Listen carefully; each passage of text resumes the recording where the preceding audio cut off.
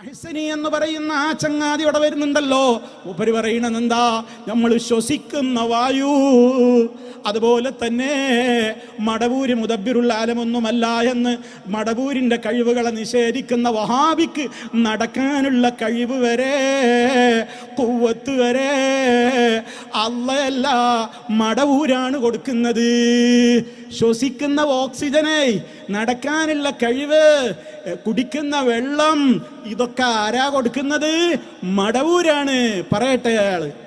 അതുകൊണ്ടല്ലേ ഈ മാസം കഴിഞ്ഞല്ലോ ശവ്വാല്, എവിടെയെങ്കിലും എല്ലാ അനുഗ്രഹങ്ങളും മടവൂർ ശൈഖിൽ നിന്നാണെന്ന് പറയാൻ പാടില്ല എന്ന ഒരു ലഫ്ദ് ഈ ശവ്വാൽ 1 മുതലുള്ള ഓരൊറ്റ പ്രസംഗത്തിലും പറയാൻ കഴിഞ്ഞില്ല. കാരണം അയാൾ അത് പറയുമ്പോൾ ശ്വസിക്കുന്ന ശ്വാസം പോലും ശൈഖുനയിൽ നിന്നാണ്. അതെന്നെ കുറിച്ചല്ല കേട്ടോ, അതെന്നെ കുറിച്ചല്ല. അവിടെ മനസ്സിലാക്കണം. അയാൾ അത് പറയുമ്പോഴും ശ്വസിക്കുന്ന വായു കൊടുത്തത് ശൈഖുനയാണ്. പേരോടിനെ കുറിച്ചാണ്. അത് വിട്ടുപോകരുത്. പേരോടാണെന്നൊക്കെ നടന്ന് പറയണതേ.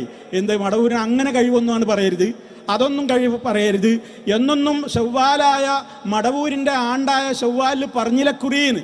കാരണം എന്താ? അത് പറയാൻ പോകുമ്പോഴും ശ്വസിക്കാനുള്ള വായു കൊടുക്കുന്നത് മടവൂരാണ്. അടുത്തത് കേട്ടോ.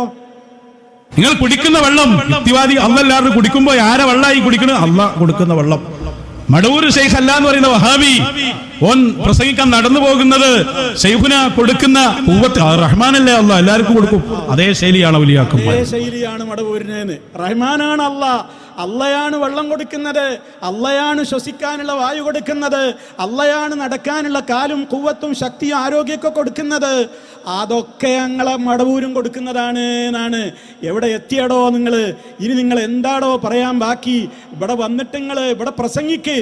ഞാൻ പറഞ്ഞതിനാണ് ഒക്കെ റെഡിയാണ് എന്നാണ് പറഞ്ഞോ. നിങ്ങളെപ്പറ്റി ശരിക്കാണ് മനസ്സിലാക്കിക്കോട്ടെ.